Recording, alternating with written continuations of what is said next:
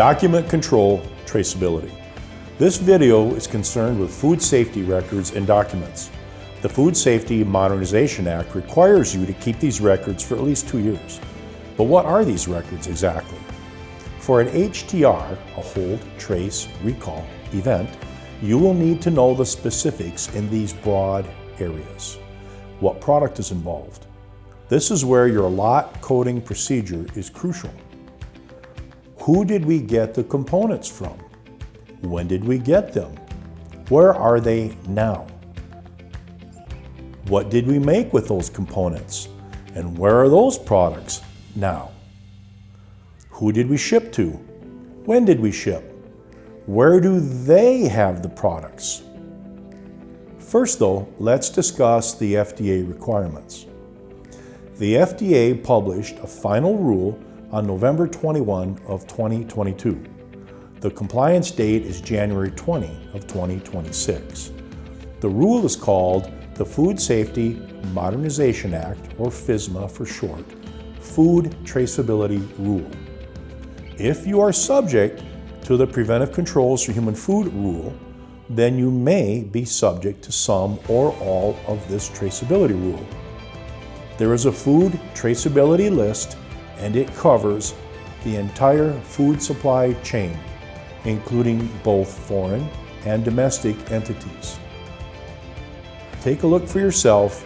Here is the most recent food traceability list. Always check for any recent changes. And as with most of these things, there are exemptions. Check the FDA website for these exemptions, as they also could change. The key concepts of the food traceability rule look like this. The foods on this list are subject to the following. You will have to identify critical tracking events, and those are known as CTEs, that are the key points along your supply chain where you collect traceability information. You will have to identify key data elements, known as KDEs, for each of the CTEs. Yes, this is acronym city. You will have to have a traceability plan describing what and how you maintain these records. And these records must be provided to the FDA within 24 hours upon FDA request. Now, if you're not on the food traceability list, then this next section is for all of us. A hold, trace, recall event can be triggered in one of several ways. Number one, internally, your records review discovers an issue. Number two, externally, a supplier upstream of you notifies you of an issue. Number three, externally, a customer or downstream entity notifies you of an issue. Number four, externally, a regulatory agency notifies you of an issue. So let's take these one at a time. Internally, lot coding is critically important. You have identified an issue, and you need good production and receiving, shipping records that indicate everything you need to know about the product involved. Depending on whether the problem is an ingredient, food contact packaging, or the finished product itself, such as a processing issue, you must have good records that will tell you which lot codes are affected. Production records of ingredients, lot codes, used when, food contact packaging lot codes, used when. If you track these, you will know which finished product lot codes are affected. The amount of product affected is directly related to the size of the problem and the size of your lots. You get to determine lot size.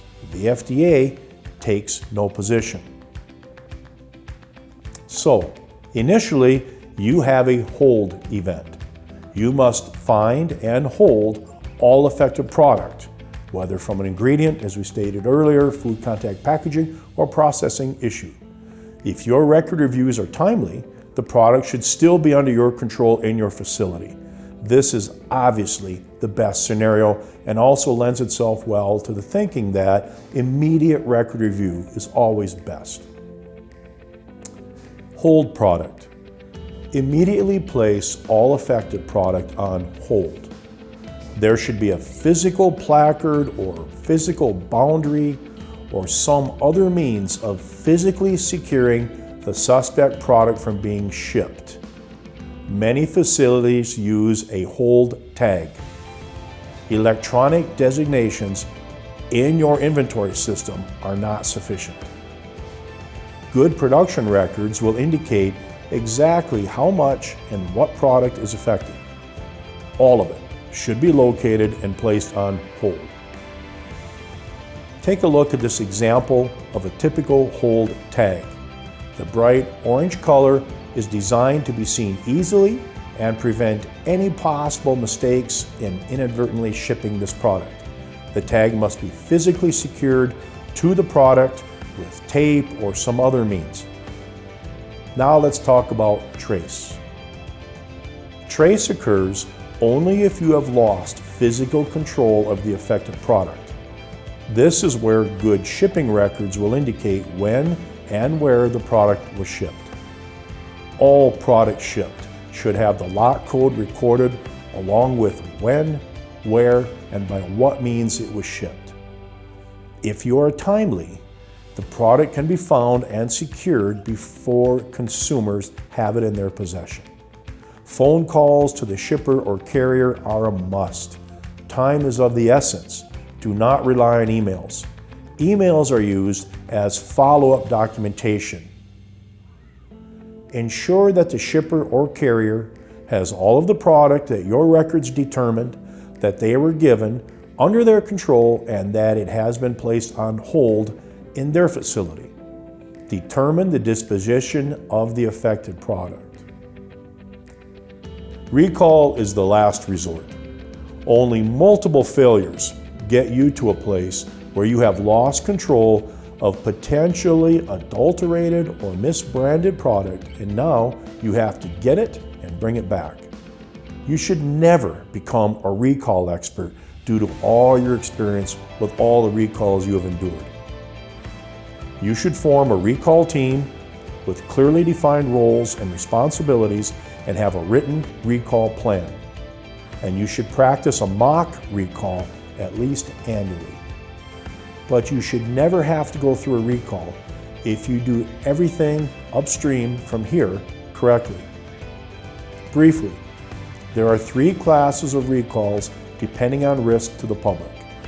Class 1 being the worst, with potential for serious adverse health consequences or even death.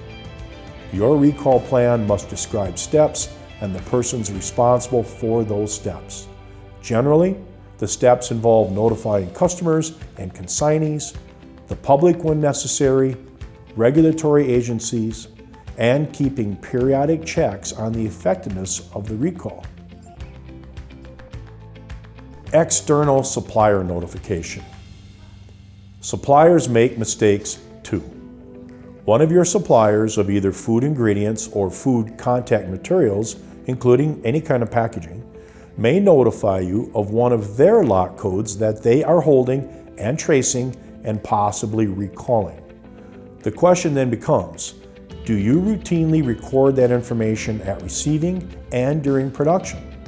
Do you marry that information with your own lot coding? Can you trace your supplier's lot code information through the entirety of your process? Do you know when you received it? When you used it? How much of it you used? How much is left over? If you cannot answer those questions at any time, your lot coding program is inadequate. Upon conclusion of the incident, conduct a thorough after-action review and correct the deficiencies that you have found. External customer notification. You may get a customer complaint or notification from a downstream entity like a distributor or further processor. Getting them to provide your lot code from the affected product is key. Something went wrong and it slipped past you. With that information and the nature of the complaint, you should be able to identify what went wrong and determine the nature and severity of the incident. You may have to initiate your own HTR system depending on what you learn. And because time has elapsed since the product was produced, it can be much more difficult to trace and locate the affected product.